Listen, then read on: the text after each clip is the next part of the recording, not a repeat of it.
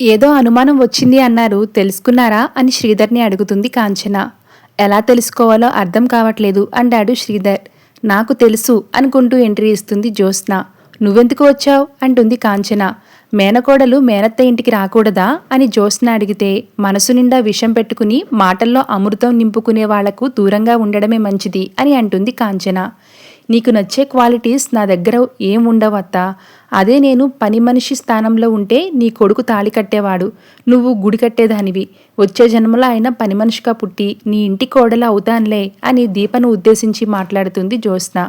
చూసారా అండి, అది ఎంత వెటకారంగా మాట్లాడుతుందో. ముందు నువ్వు బయటకు వెళ్ళవే అంటుంది కాంచన. బావా దీపల మీద నాలాంటి దానికి అనుమానం వస్తే ఓకే, కానీ మీకు కూడా అనుమానం వచ్చిందంటే వాళ్ళు ఏదో దాస్తున్నారనే కదా. నేను దాన్ని బయట పెడతాను. మీరు ఓకే అంటే అందరికీ నిజం తెలిసేలా చేస్తాను అంటుంది జ్యోత్స్న. ఏం చేస్తావో చెయ్యి, కానీ నా కొడుకు కోడలు బాధపడితే మాత్రం నేను ఊరుకోను అని అంటుంది కాంచన. ఇక హాస్పిటల్లో ఉన్న దీపకు తెలియని నెంబర్ నుంచి ఫోన్ వస్తుంది. మీరు శౌర్య వాళ్ళ అమ్మగారా? తను స్కూల్లో మెట్ల మీద నుంచి పడిపోయిందని చెప్పి ఫోన్ కట్ చేస్తారు. మరోవైపు కార్తీక్కి ఫోన్ చేస్తూ ఉంటే శివనారాయణ కార్తీక్ని ఫోన్ లిఫ్ట్ చేయనివ్వడు. ఇక దీప కంగారుగా హాస్పిటల్ నుంచి బయటికి వస్తుంటే ఏమైందమ్మా అని అడుగుతాడు శ్రీధర్.